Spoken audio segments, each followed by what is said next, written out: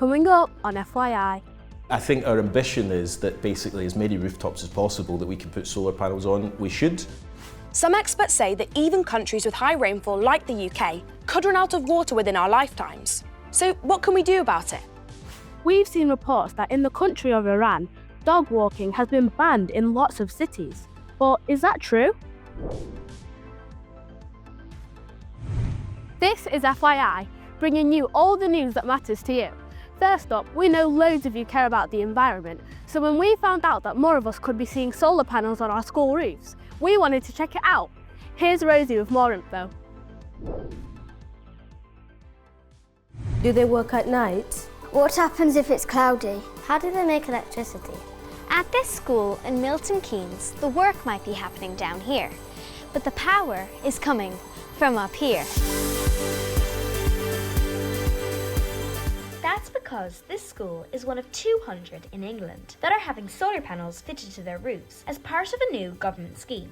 Solar panels work by capturing sunlight into solar cells, similar to those you might find on calculators. When that happens, an electric charge builds up, creating a flow of electricity. This can result in greener, cheaper energy that doesn't rely on fossil fuels. So, what impact could they have in this school? The solar panels generate a really large amount of electricity from the sun, and on some days that means it can power the entire school.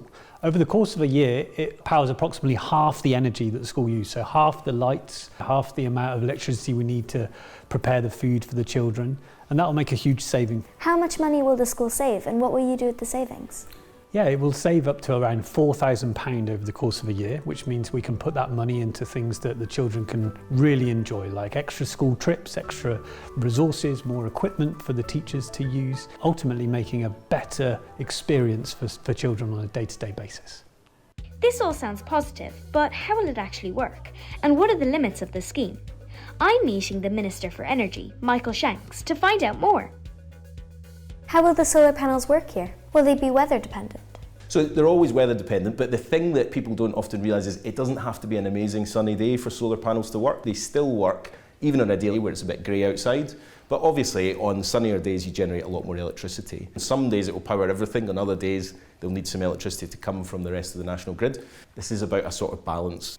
You're only putting these into 200 schools, and there's over 30,000 schools in England, so less than 1% are actually getting these.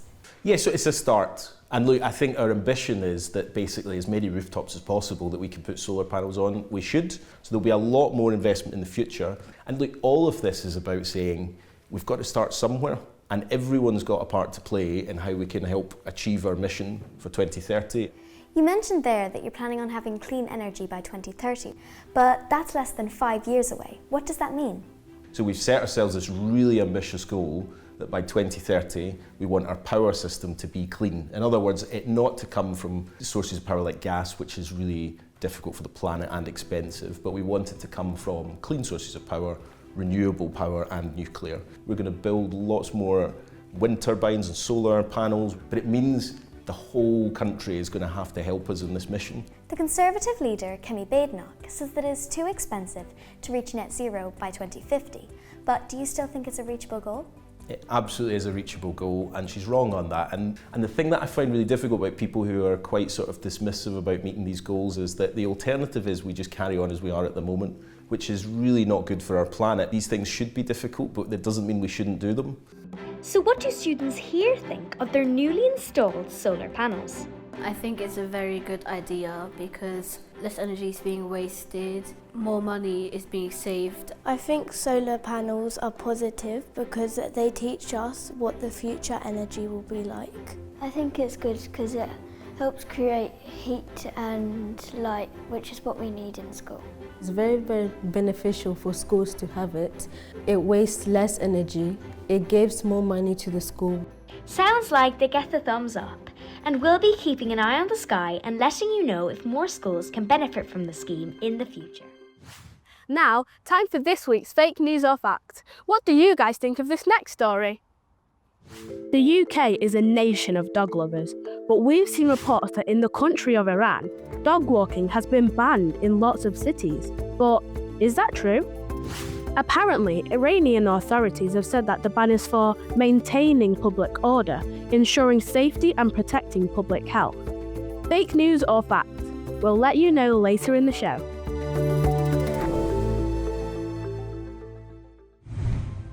Now, the UK has been experiencing its driest spring in 132 years.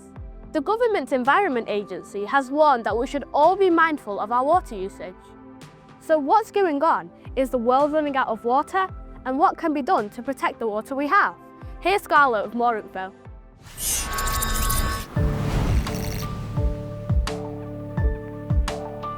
Water. It's always there, whether we're brushing our teeth, going for a swim, or just simply having a drink.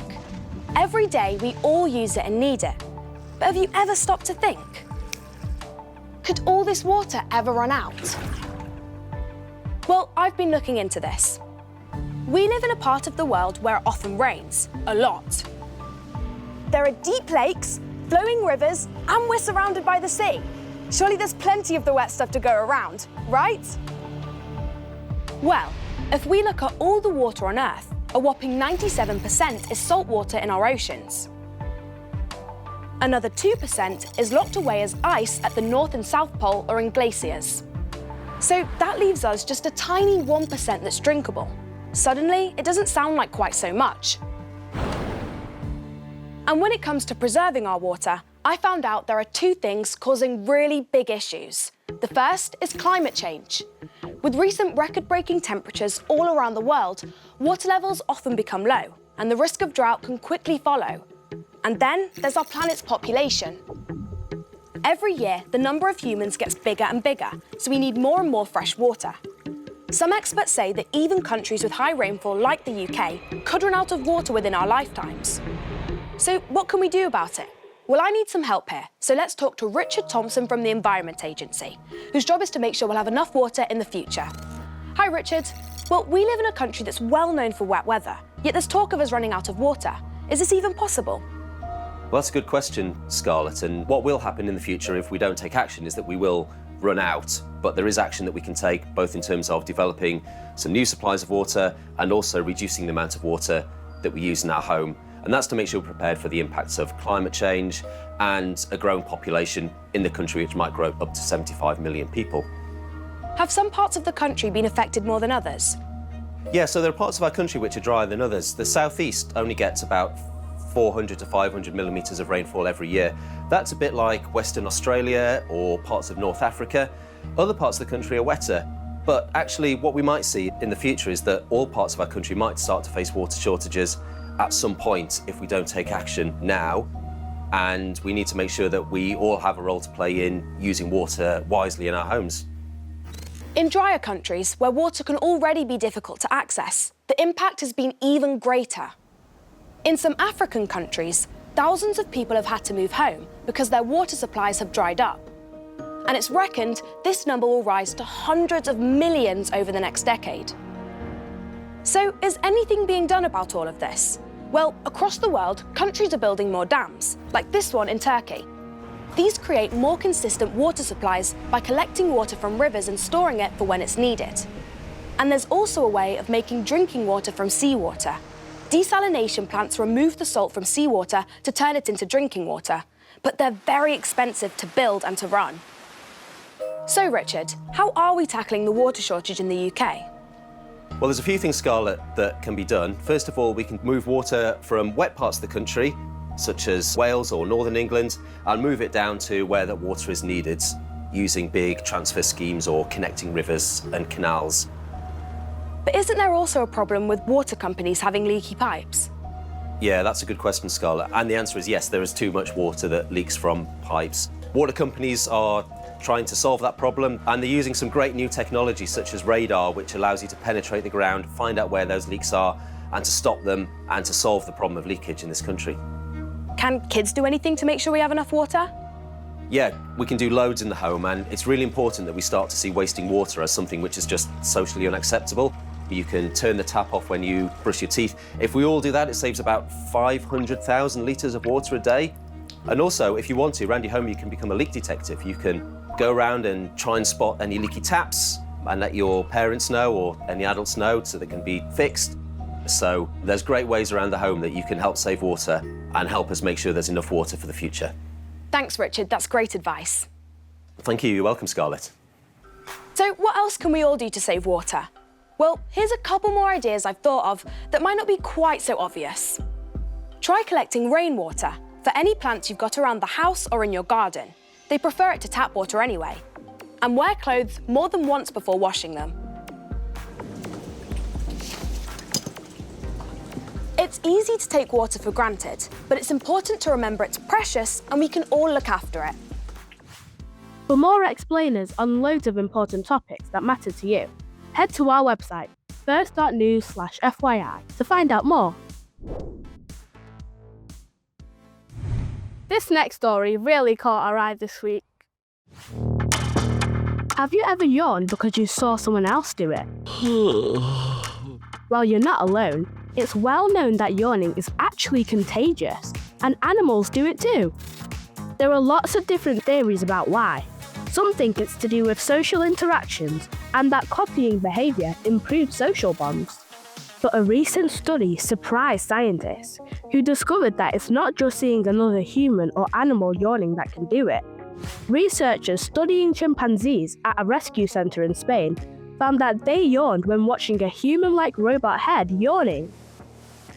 The researchers showed the android head to 14 adult chimps and found that not only did most of the chimps yawn when the robot did, but some even started gathering bedding and lying down. This latest study shows that there is more to catching a yawn than just an automatic reflex, because it encouraged the chimps to actually have a rest. But more research is needed.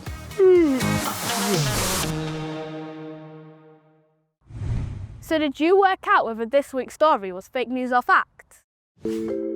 Well, the dog walking ban in the country of Iran is fact.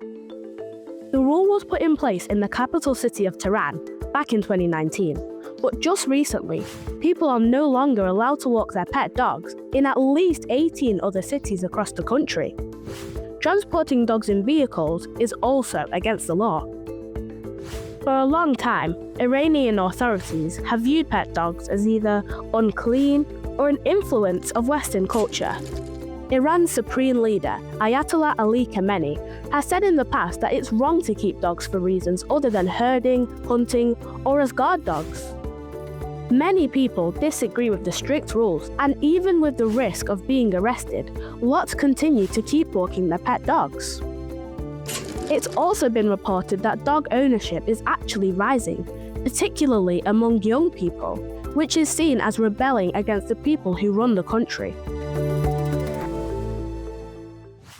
If you want more tips on how to spot fake news, or if you love discussing the week's top stories, you can set up an FYI News Club in your school. Just head to first.news/FYI for more info.